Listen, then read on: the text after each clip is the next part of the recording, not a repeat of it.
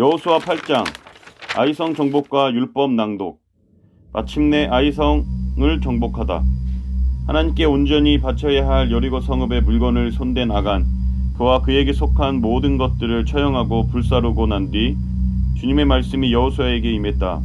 아이성을 향해 다시 출정하라는 명령이다. 두려워 마라. 너는 모든 군사를 이끌고 아이성으로 쳐들어가라. 내가 아이 왕과 그의 백성, 성읍, 영토를 너희 손에 전부 넘겨주겠노라. 명심하여라. 그 성을 정복하면 여리고 성읍에서 행한 것처럼 똑같이 행하여라. 하지만 이번에 아이성에서 노획한 전리품들은 너희가 갖도록 하여라. 하나님은 성읍 뒤에 군사들을 매복하라는 작전 지시까지 내리셨다. 특별한 점은 여리고 성읍과 달리 아이성의 물건들은 전리품으로 취하도록 허락하셨다는 사실이다. 여리고 성읍은 가나안 정복 전쟁에서 취한 첫 승리의 열매로서 온전히 주님께 바쳐져야 했다. 하지만 아이성 전리품들은 계속해서 정복 전쟁을 수행하려면 다시 활용할 필요성이 있었기 때문에 취하도록 허용된 것이다. 여호수아는 3만 명의 날랜 용사들을 가려 뽑아 밤중에 몰래 보냈다. 그들을 보내면서 지시했다. 하나님께서 내리신 지시였다. 잘 들으라. 너희는 오늘 밤 아이 성읍의 뒤쪽에 매복하도록 하라. 성에서 너무 멀지 않는 곳에 매복하되 신호가 떨어지면 즉각 행동할 수 있도록 모두들 정신을 바짝 차리고 있어야 한다. 3만 명의 이스라엘 군사들은 정해준 장소로 가서 매복했다. 베델과 아이 사이, 곧 아이 성의 서쪽이었다. 높은 돌산, 우창한 숲, 많은 바위들이 있어 매복 장소에 적합했다. 그날 여호수아는 길갈 진영에서 백성들과 함께 잤다. 이튿날 이른 아침 여호수아는 군사들을 점검한 다음 앞장서서 아이성을 향해 올라갔다. 이스라엘 주력 부대는 아이성 북쪽에 진을 펼쳤다. 이때 여호수아는 또 다른 5천 명을 뽑아 베델과 아이 사이, 곧 아이성의 또 다른 서쪽에 매복시켰다. 3만 명의 군사들은 지난밤부터 아이성 서쪽의 또 다른 곳에 계속 매복 중이다. 여호수아가 은밀하게 군사들을 배치하고 나니 아이성의 북쪽에는 이스라엘 본대가 진을 펼치고 그 성의 서쪽 두 곳에는 매복한 군사들이 각각 자리 잡게 되었다. 여호수아는 아이 성읍에 있는 골짜기로 들어가서 밤을 보냈다. 유능한 군사 전력가인 여호수아는 일부러 낮고 좁은 골짜기 사이로 들어감으로써 적군이 마음 놓고 공격해 오도록 유인한 것이다. 1차전의 승리로 아이 왕과 그의 군사들은 잔뜩 고무되어 있었다. 그동안 이스라엘 군대에게 잔뜩 겁을 집어먹고 있었는데 막상 싸워보고 별것 아님을 알게 된 것이다. 그들은 이제 이스라엘 군대를 아주 깔보고 있었다. 자, 오늘은 한 놈도 살려보내지 말고 모조리 쳐 죽입시다. 가나안 땅에서 이스라엘 군대를 깡그리 몰아냅시다. 모두 나를 따르시오. 아이 왕은 아침 일찍 서둘러 군대를 이끌고 성읍 밖으로 나와 싸울 채비를 갖추었다. 의기양양하게 성문을 열어젖히고 나와 아라바 앞까지 이르렀다. 지난번에 승리에 도취한 그들은 기거만장하여 적들이 왜복해 있는 줄을 전혀 눈치채지 못했다. 이스라엘 군대를 얕잡아보고 크게 방심한 탓이다. 이스라엘 군대는 숨을 죽였다. 얼핏 보면 잔뜩 겁을 먹은 모양새다. 실은 여호수아가 아무 대꾸하지 않도록 특별히 지시해 놓은 터이다. 사기가 떨어진 양 움찔움찔하는 듯한 이스라엘 군사들을 보자 더욱 사기가 오른 아이 왕은 거침없이 돌격 명령을 내렸다. 아이성의 군사들이여, 지금 이스라엘 군대는 잔뜩 겁에 질려 있다. 전쟁이 겁쟁이 이스라엘 군사들을 모조리 쳐 죽여라.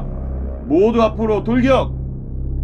아이 왕과 군사들은 앞뒤를 살피거나 가리지 않고 무조건 공격을 감행했다. 여호수아 군대는 대충 싸우는 척하다가 힘에 부친 듯 뒤돌아서서 광야 쪽으로 향해 재빠르게 도망치기 시작했다. 아이 왕과 군사들은 득이양양하여 앞뒤 가리지 않고 성읍에서 멀리 떨어진 곳까지 마냥 추격해왔다. 여호수아의 유인 작전에 완벽하게 말려든 것이다. 성문은 활짝 열려 있었고 성읍은 비어 있었다. 그런 상태로 추격해 나서서 승리를 거머쥔 양 우쭐댔다. 여호수아의 매복작전과 유익작전은 적들의 그런 방심과 자만심을 이용한 전략이었다. 얼마나 도망갔을까. 마침내 주께서 여호수아에게 말씀하신다. 자, 이제 돌아서서 내 손에 있는 단창으로 아이 성을 가리켜라.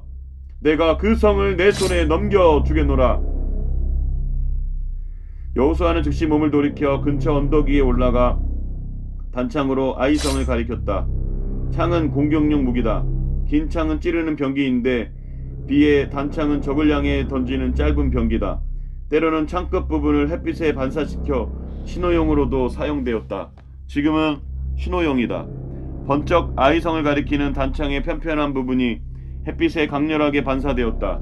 사전에 약속을 맞춘 공격 신호이다. 그러자 아이성읍 뒤편에서 매복한 채 상황을 유심히 지켜보던 지휘관이 햇빛에 번쩍거리는 여호수아 단창 신호의 명령을 내린다. 공격 신호가 떨어졌다. 자, 모두 일어나 아이성을 공격하라. 밤새도록 성읍 뒤에 맹복해 있던 3만 명의 이스라엘 군사들이 곧장 아이성을 향해 돌격해갔다. 다른 곳에 매복 중이던 5천 명도 일제히 일어나 성읍 안으로 들어갔다. 성읍은 활짝 열려 있었고 그 안에 군사들은 없었다. 정복은 그야말로 식은 죽 먹기였다. 정신없이 이스라엘 군사들을 추격하던 아이성 군사들이 뒤를 돌아보니 자기들 성읍정에서 시커먼 연기가 하늘로 뭉클뭉클 치솟고 있는 게 아닌가.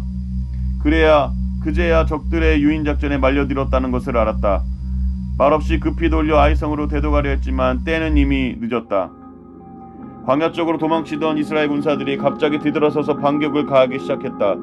성읍 앞쪽의 군사들과 성읍 뒤편의 매복 군사들은 사전에 신호를 땄다. 매복 군사들이 성읍을 차지한 뒤 불을 놓아 연기를 피워오르는 것을 신호삼아 도망가던 이스라엘 군사들이 즉시 돌아서서 아이성 군사들을 공격하기로 했던 것이다. 작전이 착착 맞아떨어지고 있었다. 성을 차지하여 불을 지른 군사들도 성 밖으로 달려나가 아이성 군사들을 향해 돌진했다. 그리하여 아이왕과 군사들은 앞뒤로 포위된 형국이 되고 말았다.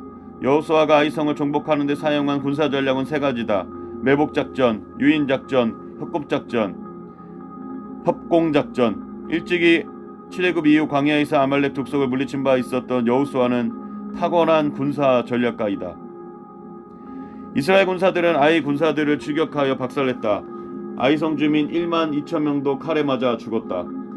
성읍이 진멸되었다. 하나님의 명령에 따른 것이다. 일찍이 하나님은 다른 민족들과는 달리 이스라엘 백성들에게 기업으로 주시는 가나안 땅의 족속들에 대해서는 어떤 타협도 하지 말고 어떤 자비도 베풀지 말고 전부 죽이라고 명하였다. 왜 그랬을까? 그 이유는 분명하다. 가나안 땅에 만연된 우상숭배의 제약으로부터 이스라엘 백성들을 순전하게 보호하기 위함이었다. 가나안 땅에 있는 모든 것들이 우상숭배의 제약에 직접 간접적으로 오염되어 있었기에 그 땅에 속한 자들은 남녀노소를 막론하고 모조리 없애야 했다. 여호수아는 적들이 진멸될 때까지 단창을 지켜든 손을 거두지 않았다. 이 같은 모습은 승리는 하늘의 하나님으로부터 임한다는 사실을 생생하게 보여준다. 이스라엘 군사들은 주께서 지시하신 대로 아이성 성읍 안에 있는 가축들과 물건들을 모두 전리품으로 차지하였다. 아이 왕이 끌려왔다. 시건방지 태도로 의기양양하던 모습은 사라지고 공포에 사로잡힌 채 초라한 몰골을 하고 있었다. 아이 왕은 사색이 된 채 부들부들 떨고 있었다. 아이 왕은 처형되었다. 아이 왕의 시체는 저녁이 될 때까지 나무에 매달아 두었다. 시체를 매장하지 않고 공중에 매달아 둔 것은 하나님의 군대를 대적하는 자의 비참한 말로를 보여줌으로써 이스라엘 땅의 모든 왕들에게 생생한 경고를 주기 위해서였다. 그날 해질 무렵 여호수아는 아이 왕의 시체를 나무에 끌어내려 성문 입구에 갖다 버리도록 명령했다. 율법에 따르면 죄의 결과인 시체는 부정한 것이어서 하루 해가 지기 전에 처리해야 했다. 아이 왕의 시신은 성문 입구에 들짐승처럼 내버려졌고 시신 위에 큰 돌무더기가 쌓였다. 이 소식을 전해들은 가나안 땅의 모든 왕들은 큰 두려움에 사로잡혔다. 그들은 감히 이스라엘 군대를 공격할 엄두를 내지 못했다. 에발산에서 율법을 낭독하다. 여호수아 군대는 여리고성에 이어 아이성까지 정복함으로써 가나안 중부의 교두보를 확보했다.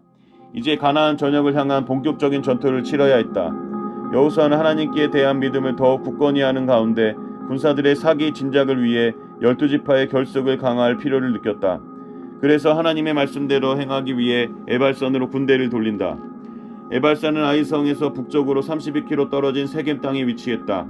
가나안 정복의 전략을 짜던 장수들은 먼 길을 급히 올라가야 하는 이유를 납득할 수 없었다. 그래서 장수 하나가 에발산으로 에발산으로의 행진에 의문을 품었다.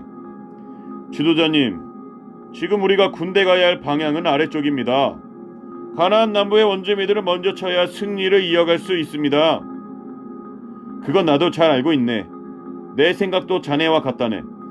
그런데 왜 군대의 말머리를 북쪽으로 돌리는 것입니까? 여호수아는 잠시 장수의 얼굴을 바라보았다.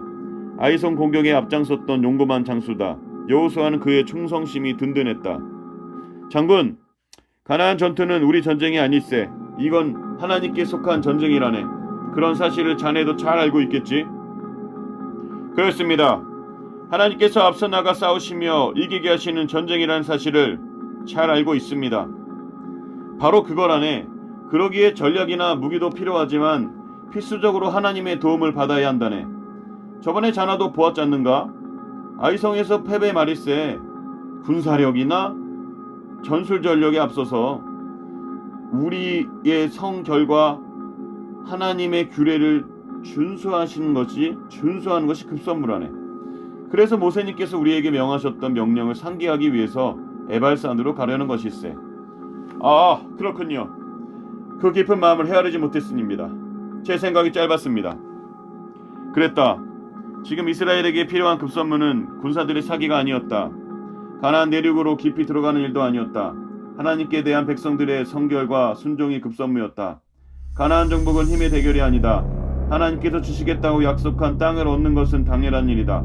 하나님은 그 땅을 분명히 주실 것이다. 문제는 성결과 순종이 갖추어질 때 하나님의 약속은 현실화된다. 에발산은 아이성에서부터 북쪽으로 부지런히 올라가면 이틀 정도의 거리에 위치해 있다.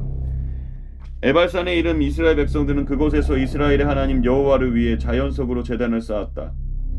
앞서 모세는 에발산에서 제단을 쌓을 때 다듬지 아니한 자연석으로 제단을 쌓으라고 명했다. 그 까닭은 다른 이방 족속들처럼 정교한 제단에 마음을 빼앗기거나 혹은 제단 자체에 우상시되어 경배 대상이 되는 일 없도록 사전에 방지하기 위해서였다. 이스라엘 백성들은 자연석으로 쌓은 제단 위에 번제물과 화목제물을 올려놓은 뒤 불살라 주님께 바쳤다. 여호수아는 백성들이 지켜보는 가운데 모세가 쓴 하나님의 율법을 그 돌 위에 새겼다. 12지파는 언약궤를 중심으로 반씩 나뉘어 좌위에 서도록 하십시오. 이는 앞서 주의종 모세가 이스라엘 백성들에게 명한 방식이다. 온 이스라엘 백성들은 본토인과 외국인을 가리지 않고 여호와의 언약궤 양편에 나누어 섰다. 그런 뒤 중앙에 언약궤를 메고 있는 제사장들을 마주보았다. 백성의 절반은 그리심산 앞에, 나머지 절반은 에발산 앞에 섰다. 여호수아는 모세의 율법책에 기록된 대로 축복의 말씀과 저주의 말씀을 백성들 앞에서 낭독하기 시작했다. 여호와께서 너를 대적하기 위해 일어난 적군들을 내 앞에 패하게 하시니라. 그들이 한 길로 너를 치러 왔다가 7길로 도망가리라. 낭독이 끝나자 백성들이 모두 아멘 하고 대답했다. 너희가 하늘의 별같이 많을지라도 내 하나님 여호와의 말씀을 청정하지 아니하면 남은 자가 얼마 되지 못할 것이라. 백성들이 역시 아멘으로 화답했다. 이렇게 여호수아는 모세의 율법책에 기록된 대로 복과 저주의 모든 말씀을 낭독하고 하나의 낭독이 끝날 때마다 백성들은 아멘 하고 대답했다. 이 같은 율법의 낭독 의식이 주는 교훈은 분명하다. 복과 저주는 오직 하나님 말씀에 대한 순종과 불순종 여부에 달려있음을 생생하게 알려주기 위함이다. 낭독 의식을 통해 이스라엘 백성들은 그 사실을 가슴속 깊이 명심해야 했다. 바람이 불어왔다. 하늘도 유난히 한 점 티 없이 맑고 푸르렀다. 낭독 의식을 통해 하나님의 율법을 하나하나 가슴속에 새기는 이스라엘 백성들의 마음도 맑아지는 느낌이었다. 하루가 짧게 흘러갔다. 여호수아 8장 말씀입니다. 아멘.